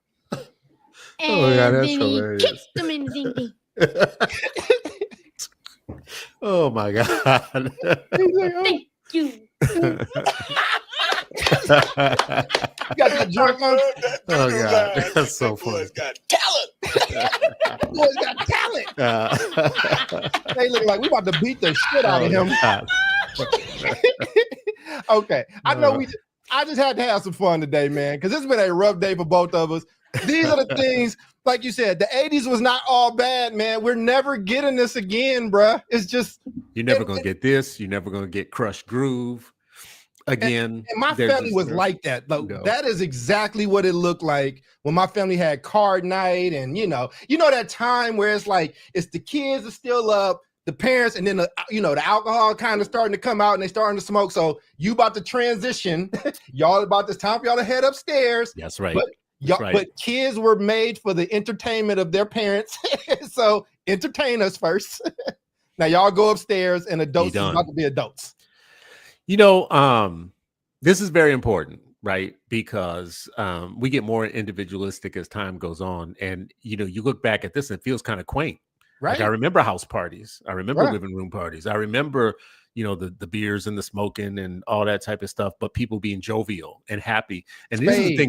This is the thing I remember more than anything else that I feel like my kids don't get, which is I had cousins everywhere, bruh. And there would be times where, like what you just said is true. All your cousins would be in the upstairs, or your cousins would be out back. That was a regular thing, and you were connected to people, and you always had backup on something in a way that I just don't feel like we know what we lost. I don't feel like we know, bro, we lost like something. Family, man. And like, even not, and like y'all all, everybody was in that room. They made pallets. Your ass was on the floor, or you was feet to head. Like, but we'd have to go to my aunt's house. All the cousins had to be there. It don't matter if you didn't want to go. You gotta, that's your cousin. That's your auntie. Go give your auntie a hug. And like, when I watched that Eddie Murphy Raw and Delirious, like, and he talks about that, it's like, yo, like that. He's describing my family, dog. Like, when you talk back to your mama, she gonna hit you. Like, he had these shared experiences that you could probably feel like it's only in your family, but it's like, but I'm laughing at it, you laughing at it. I'm telling stories about mine, you telling stories about yours, and it's like, yeah, I could be up for spades. I couldn't be up for bid whiz. I couldn't be up when it, like when there was a time. I always knew. It never was you know what? They rarely told me. I just knew. We all just knew when it was time to, like, you know what? Y'all exit. You're making me discover something. I may have been on the spectrum and didn't even know it. And you want to know what my evidence is? What? I was like Neo. That whole throwing the shoe thing, grabbing you up. They would do it to everybody around me. Everybody around me, except for me. You was yeah, bro. No, I think I may have been on the spectrum, because that's the only reason I was like, that boy's special. No, you weren't on the special. spectrum. He's touched. He's touched. You can't throw the shoe at him. It would be, ain't nothing wrong with that boy. That's right. That's right. So I feel like maybe they knew something. Because I listen, I saw it happen all around me. And I remember being afraid of it. It just would never happen to me, right? And here's the other thing. I've said this a lot. You've heard me say this before. Aunties. I had aunties. Aunties saved my life in every direction. Aunties trumped my parents. My older aunties trumped my parents. So if I'm at my auntie's house, I could look at my parents and be like, yeah, what you got now? What you got now? I'm at I'm at my auntie's house, right? That saved my life multiple times. That saved my life. I don't have like nieces and nephews, but if I did, I feel like they would be spoiled. Probably. That's the whole, like spoiled. Yeah, I feel like they'd be spoiled. I think that's why you want grandkids so bad. Listen, bro, I should have grandchildren right now. I should literally have grandchildren right now. So I promise you will probably have some grandkids. The odds are in your favor. I need to have grandchildren while I'm still at the age that I can enjoy still mobile, while you can still, like, right. So your son can be like, where was this cat when I was listen, my kids right now, their grandparents now, they have watched two of their grandparents pass away. So that, that's been rough on them. Yeah. I lost all mine early. So yeah. But they knew grandparents that came to every one of their things. They knew the grandparents that were there for everything, like a birthday, a graduation, a recital, whatever, every single thing. That's the grandparents that they knew. And their grandparents were in their 80s. 75 and then, into the 80s. I don't want to wait that long though, right? Both of those grandparents, I will just say this much. Both of those were pretty active, but the whole thing about being a grandparent is like, you have disposable income. You get to give the kid back when you have a day of it. You get to take them out, spoil them, give them everything they want, and take them back to their parents. And you get to watch their parents, you get to say to them, see, I told you when you became a parent, you was going to face some of this same stuff. I'll be damned if people didn't say that to me, and I did face some of the same stuff. But Nicole said, Chris, you grew out of the spectrum, adapted what? Listen, I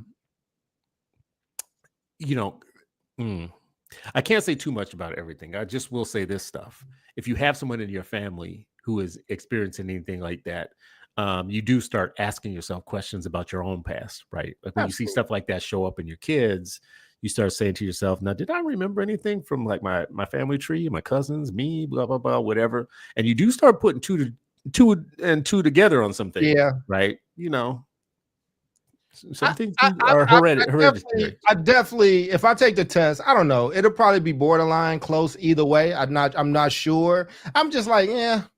I've been 41 years. I've been doing okay. It's kind of helped me in some ways. It fucks me up in other ways. You know what I'm saying? But like my ability to focus on things. But this is very important because you are talking about Black boys right now in school.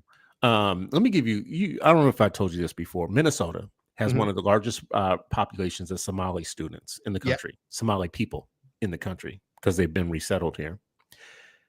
Their kids were exhibiting autism-like behaviors long before the people in Minnesota thought that they could have autism. They thought it was just their culture. So they weren't being diagnosed when they had autism. So multiple generations of Somali people were not being diagnosed when they had it.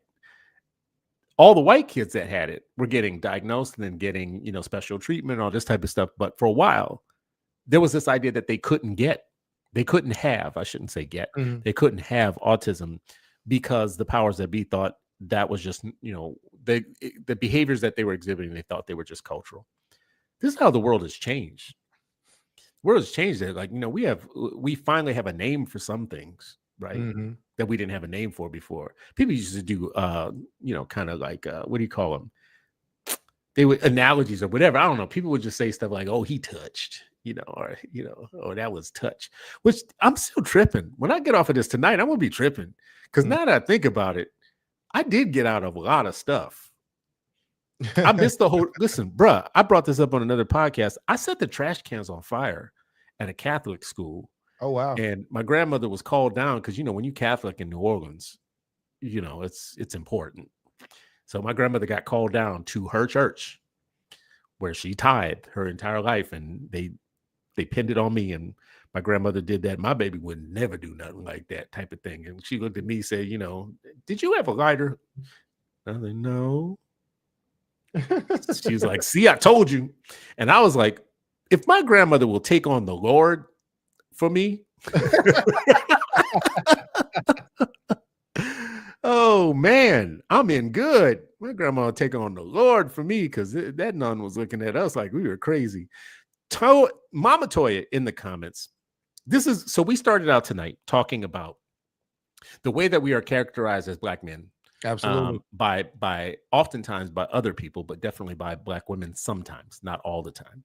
But what we have known through our 8 Black Hands days and through the multiple events and things that we have had over many years, is that there have been a core group of women that have just been our biggest supporters and backers and intellectual partners on things. And it's been amazing if you think about it, right? Mm-hmm. That you have people in your life that you don't have to worry that they're thinking the worst of you. Right. That's amazing. So Mama Toya, love to see you. Good to see you tonight. El Michelle, good to see you. Nicole, who threw me some shade a couple times tonight. I think maybe possibly. Were you throwing me shade, Nicole? I don't know. It's good though. It's good though that from where we started to end more in a positive place, right? Yeah, I mean, but again, I think I think what we did was actually organic, and I think it was dope in the sense of instead of doing all kind of fucking talking heads and pontification, we just showed you 2 Black men just having joy, man. Just like we laugh and we enjoy things and we have memories and we grew up and Chris can get nostalgic watching a clip from a movie he hasn't seen, but like, damn, 1986, 1987 Oakland, like I remember that. Or damn, Richard Pryor, man, meant a lot to me. Like that's the other thing. Like, this is, I think what we did is like, you have to, instead of explaining these things to people, you got to be like a good movie and show and not tell. Like right, I can put the words together and tell you how worthy we are, and we can compare losses and things like that. But nah, man, you watch 2 brothers who grew up in very different homes, very different situations, but we just had a mutual connection that was unscripted, where it's like, here go this Eddie Murphy skit. That was funny. That was funny. Yeah. My house was like that too. And there's a familiarity that has died out. There is a familiarity that connects us because I can't look at you coming at you the same when I'm like, Yeah, well, shit, I'm younger than him, but I had to get pulled downstairs the way he did, or I had to dance for my uncles. I had to do this, or like, damn, maybe I was on the spectrum. You was like, you heard that too? Yeah, like we checking that out. And like, I think the different paths we took for us to get to this point where we've done pretty well. You take, you know, I think you take incredible care of your family. I run, you know, I do pretty good business. I'm happy. We put things in our community. We take care of those things. And for that woman that said that, and again, I don't blame all Black women for what she said. So I'm gonna talk about that person and what she said. Like, she would not be able to even take in what we just did.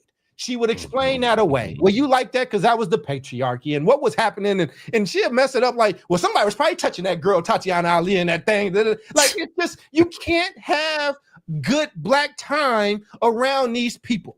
And these people hate themselves, and they hate that they're Black, and they're trying to create a new Black. And in that new Black, they love and appreciate and crave white women and put their hopes and thoughts into them, but they can't seem to love the men or the other sisters in their life that don't buy that crock of shit. They call those women that love their husbands pick-me's, or they call, you know, somebody that says, I want to be, you know, like, yo, me and my husband both got issues, but we're going to get through it together. When you talked about you and your wife and like, yo, I'm not perfect in this. And like, that's what marriage is. Marriage is not this is what I was told. And I don't take my marriage advice from people who not married or who only been married a few years.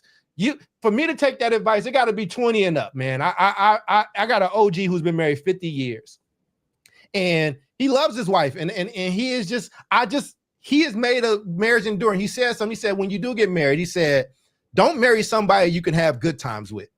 If you do get married, marry somebody you can have bad times with. You're not getting that from Twitter. You're not getting that from that lady on TikTok. You're not getting that type of wisdom. And without you even knowing I was going to say that, Chris, you said it. Like, I ain't with my wife because we have, you know, like, I mean, I kind of married up and I got lucky, but like she, you know, I grow here, but she loves me. She deals with me during those things. And like, that's what we did in this show today. I can probably, it's a million podcasts out here that's talking. And you know what? I want to say this too, because I know you're going to rap on this, but that's what you just said is what I would say back to you about, you know, the difference between losing your independence when you get into a marriage or a relationship versus the flip side of that is, if you've been a person who has ever questioned the truthfulness of other people in your life, and you have a person that is, no matter what, all hands down, always got you, like, you know it for sure, like you can trust it, like no matter what happens in this life, I can be very honest with you and be straight up with you. I don't have a single person from my childhood. Right. And I still got living, you know, folks, whatever, but I'm talking about has been with me in every circumstance and situation, to the point where I have to trust it now. Like, you know, I spent some years not trusting that because I felt like everybody could leave. You know, everybody could, you know, not like something or whatever, just be gone. Because my life was very transient, right? I see people like you go, this was with my wife too. You go over to some people's houses and you see pictures of them throughout all the years. There's no pictures of me from my childhood. None. Wow. Zero. There's zero. I think I have one in digital form. Were you just a bad kid that didn't want to take pictures? You always messed the picture up? I just had people in my life who didn't care to keep pictures of me. Right. And I was very transient. So I moved around and, you know, lived with aunts and uncles and grandparents and all this other stuff. So that was what was in me when I wanted to become a dad. Was I wanted to make sure that my kids had that type of passages. First grade, second grade, fourth grade, sports, dance, all that type of stuff. And now we've got a house full of that. I'm only bringing that up to say, if you had that life, like I'm describing to you, but then you have a person who is rock solid, you know, no matter what, you're on your worst days and your worst times, job losses and all that type of stuff. They're looking at you like, what are you talking about? We got this. This is fine. You know, that's the thing. Yeah.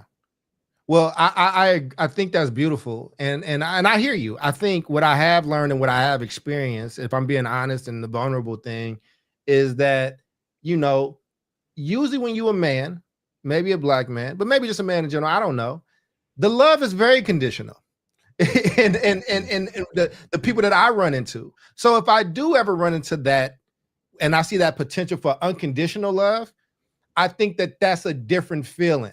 And I think that you recognize that, you pray for that discernment to recognize that when it's there. And some of us are lucky enough to find it. You're one of those people. El Michelle is one of those people because, El might twist it on us a little bit at times, but she love her damn husband. I don't know. We did so many shows at 8 Black Hands. I do not know if we can count on more than 2 hands how many times El Michelle did not bring up her husband at some point in the comments. So you know what I'm saying? She said he used to be in the background listening to us. Right. Yeah. But what I'm saying is, it's very clear that they're solid.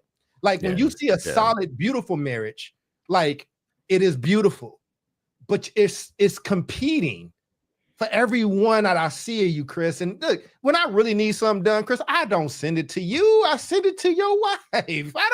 I'm not fooling with you, but that's true. And it gets done. So, I love you, Chris, but it gets done. Right.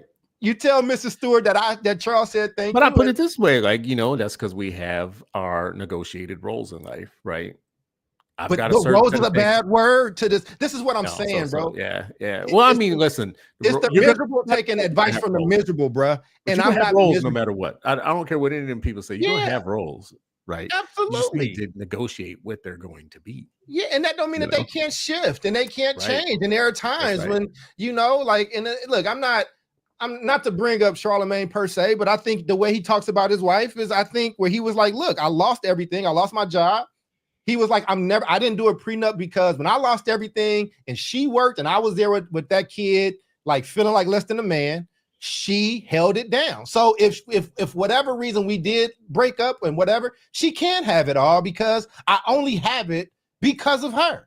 Like that's a beautiful thing, right? I'm looking at Travis Hunter, the young football phenom that he just went second in the draft. I mean, bro, he's about to get $60 or $70 million, 30 to 40 guaranteed. People are just in that young man's marriage and he didn't sign a prenup. And I was just like, look, man, he done did it now. I don't know what it would be like to be 22 years old, 23 years old, getting married and everybody's commenting on my wife and that I'm stupid and I shouldn't do this. Like, but that's the world we live. We live in a hateful place, bro. Like this shit is a right now. On this one, I agree with you on everything that you said. But you got to this one, I feel like Kanye, this is the one thing that Kanye has been right about. Oh, get a prenup. Yeah. Prenup. That's not what I'm saying. We can have that. I think if you have assets and you come in and all that stuff, handle the business. I'm not talking about that. I'm talking about the fact it's over. It's done. They did it. Yeah. At that point, like now it's two adults. I'm just saying, I'm not talking about people that give good faith. Like there were football players that like know that know Dion and know him and are like, look, man, I'm telling you, you should probably do this, but hey, whatever, we got you, we gonna love you.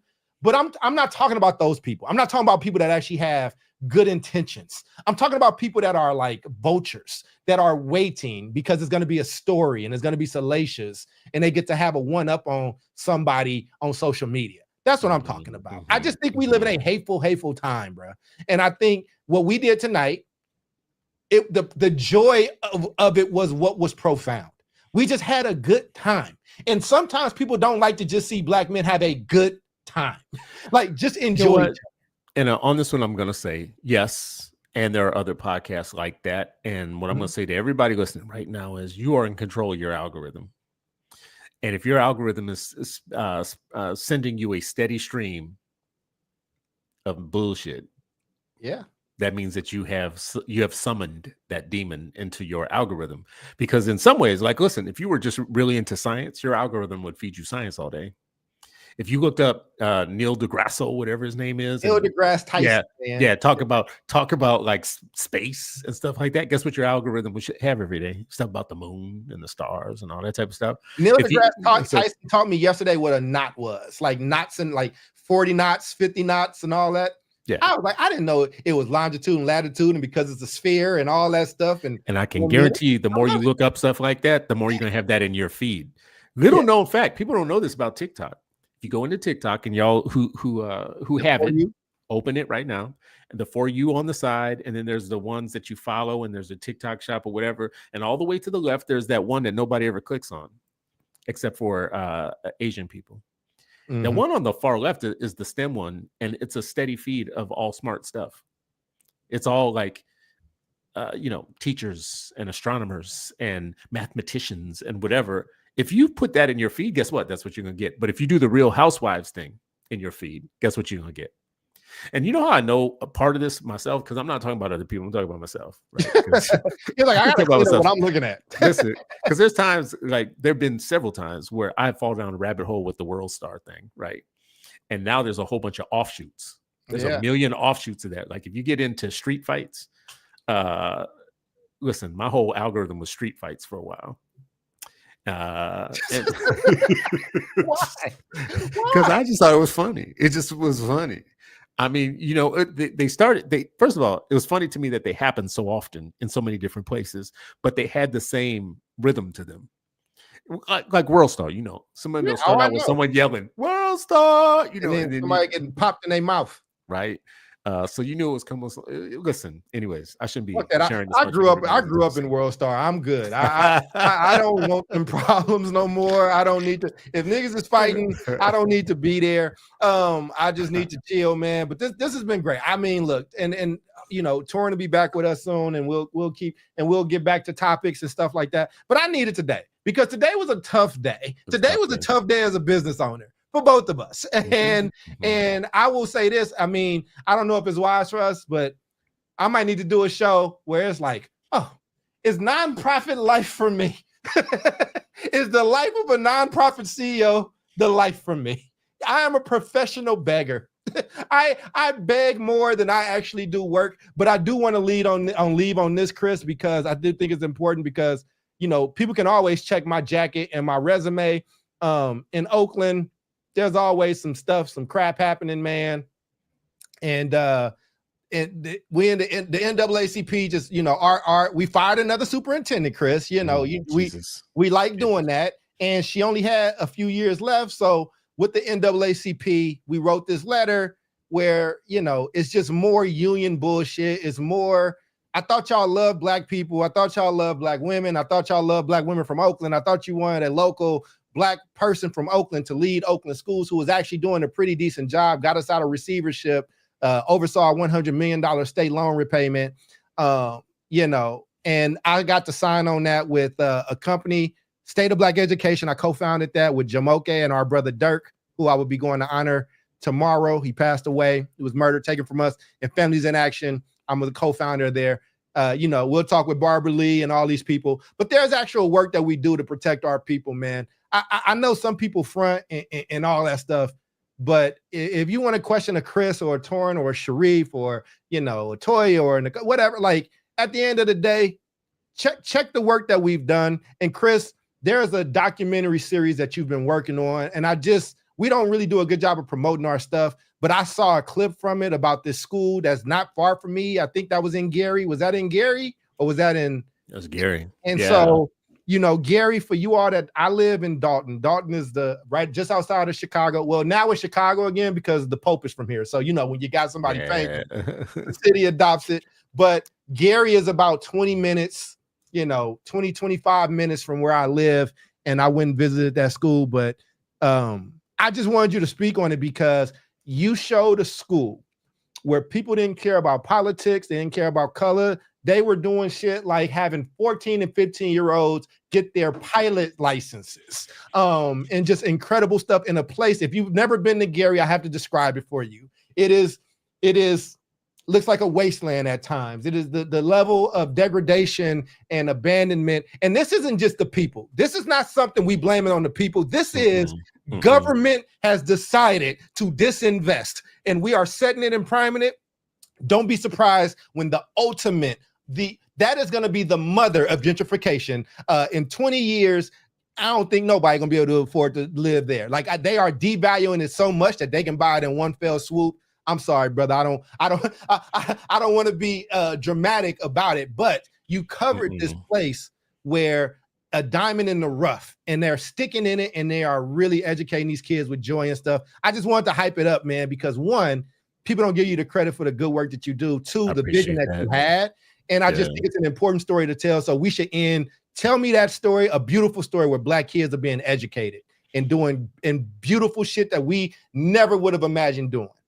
So I just say to everybody, you know, I spent a lot of years as an education advocate talking about how bad the system was and how everything's broken and how nothing's ever working and how we should just burn it all down, blah, blah, blah, whatever. You can only go so far with that before you need to ask yourself, when am I going to say something productive? Like, okay, I know what's wrong. I guess I've been saying it for a decade. What's wrong? Yeah, okay. But when am I going to start showing some things that work? That set me about like finding schools that, I said this in the beginning of the story. We study failure too much, and we study success too little, right? Yep. So this school in Gary, first of all, what you said about Gary is definitely, when you look at it, I've been a lot of places, but Gary, I've never been a place like Gary. It is where capitalism went wrong, 100% wrong, because that used to be a company town, and when the company left, they left it in shambles. And you know, this is where the Jackson family came from, and others. You know, it was a enclave of working Black folks. It was a working society. Today, we couldn't find any corporate restaurant there. We couldn't find a Burger King, a McDonald's, a Taco Bell, nothing in between. When I came to visit y'all, we visited like 5 places. I was like, bro, I might have to take you where I live, B. Like, right? We had to go a city over just to get Burger King, right? Like that. That's how Gary is. And in the heart of all of that, we did a Roses in Concrete story because there is a school there where kids are graduating, in some cases with their AA, but they now have a crop of kids that are getting their BA while still in high school, paid completely, because while you're in high school and you keep going with that, it's all free. So you are seeing intergenerational breaking of curses in this situation, because you have kids graduating with degrees from high school, capable of doing something. And the ones who aren't getting degrees are getting certifications, something that they can take with them, including the 2 brothers that I met. Now, if you saw these 2 brothers at the bus stop, you would think of them as just normal teenagers, and they are normal teenagers. But what you wouldn't know about them is that they fly planes by themselves in high school as seniors. They have pilot's licenses. They have passed. They have done all that stuff. And if you were to walk by them, you wouldn't say those are 2 pilots. The number of Black pilots in the United States is so small that if you have a high school with two Black seniors who have pilot's licenses, you're doing something. And if you're doing it in a place like Gary, that was my Roses in Concrete story, was just to say, as bad as we just made Gary out to be, the young people there don't seem like it. They really don't. They seem resilient and vibrant. They smile. They're having a good time. And this is a school that truly believes in them and pushes them towards getting college degrees while they're still in it. So, and I just want to show a clip, man. And I know you're going to have questions afterwards. I want you to be able to answer where they can find it. But here's a clip, and I've been sending it to everybody I know. That's how I answer the naysayers. Number one, I'm not here for charter versus public. I'm here for quality versus not quality. Better outcomes versus traditional outcomes. Kids can be doing a lot more if you empower them than tradition expects. When we talk about the success at 21C, it's apparent that they are working to shatter the belief gap, instilling kids with the expectation that they can and will do great things. The programs at 21C are allowing kids to get associates and even bachelor's degrees completely tuition free. That's how I answer the naysayers. I just wanted to I think that's a perfect way to end. I've been around this country. I've seen great, beautiful schools, like whether it's Purdue Polytech in Indianapolis, or this 21C, or some of the schools I've seen in San Jose, or some of these are charter, some of these traditional, some of them are private. You kind of fell in love with the private African Center School in Oakland for a while, where a lot of Ile Omade. For people who want to see a real school, go to Ile Omade, and you will have a cultural experience that you will ask yourself, why can't the other schools do this? Yeah, I think Travis Bristol ended up putting one of his kids in Ile Omade. Really? Wow. And again, right, and that's a private school, and I've seen traditional public schools, it's and I've seen Black private school. Yeah. Yeah, and it's an I've seen Afrocentric private school. So, and just to bring this full circle as we close, you can think like that sister at the front and feel like you won something by putting your people down and just completely writing people out and all that stuff, man. Or you can choose to uplift your people, Black men, Black women, people, men, women, whatever. But those things, and some people might have a comment, well, that's why you showing me at school with Man, I don't care who leading it, bro. If they doing some dope stuff, they doing it. If Dr. Warren is doing some dope, And that's the thing about this clip too. I'll just say this. This isn't going to be the last school I'm going to do this at, because right now, like in the last 10 days, I was embedded in 3 schools in St. Louis, right? And there's going to be more and more and more of those schools. And they're run by all different kinds of people. But the one thing that matters to me is the children. Right. Show me Black children doing something amazing. And then I'm going to ask you, how come nobody's telling the story? That's what I'm going to ask you. I'm going to ask you if you have Black children like this in cities where everybody else is giving up on them. Like, oh, those kids can't learn, especially, I don't want to beat up on traditional schools, but I mean, I feel like there's entire school systems that have given up on Black children. Right. Yeah, I agree. I mean, I agree. I just think that, again, if you want to doom scroll, you can do it. There's so much stuff that will, like, I don't know why we continue to watch shit and scroll shit that is like killing you and making you like hate life and want to take yourself out and this, that, and the third. But like, I just want to end on that, man, because I appreciate you inviting me. It was my honor. I dropped whatever I had to come, and I got to listen to these parents and these kids, and then we met somebody who was a bus driver whose kid went there, but then they were like, well, you can come get some classes too, and then I think they went to college together. I don't want to kill the story, but it was just, let me tell you a beautiful story, because this is the first story I heard. I met this this mom on a panel that I did in Nashville, and she was from Gary. And she told the story on the panel that her daughter had went to this school and was starting to take college classes while in school, and she would wait in the parking lot for her daughter. Yeah, that story. Yeah. And her daughter eventually said, well, instead of waiting in the parking lot, why don't you come in? So her mom started taking classes with her. Now, the end of the story is this. Her mom was the bus driver at the school, and now her mom's an executive there because her mom going to school with her, they're both working on their master's degree now together, right? So this is a mom who was just waiting in the parking lot for her daughter because her daughter was in high school taking college classes, and she wanted to make sure nothing was going to go down. Her daughter eventually got her to go in. And like I said, now they're both on their way to master's degrees together, right? You tell me a story like that, and I'm like, that takes away all them other stories that you're telling. Bruh. All them stories about deficits and, awfulizing Black children and all that type of stuff. Okay, that's cool. But when are you going to start telling some of these other stories? Stop telling us what we can't do and tell us what we can do, man. Absolutely. I needed today. I needed this. Hopefully y'all enjoyed it. But I'm going to be honest with y'all. This was definitely more of a selfish episode. I needed to laugh. So go watch Eddie Murphy. Go watch whatever you like. Go listen to Red Fox albums. Red Fox album. You go watch Freaky Tales. I would love to hear your thoughts. And again, I don't want to build the movie up like we did a Center, so you can be like, hey, ain't that great. I think it's a decent movie. I think you're gonna have a good time. I think if you just enjoy the ride and enjoy it with your wife, and I appreciate you, brother. Keep doing what you're doing. And if y'all want to check that out, go to Education Post.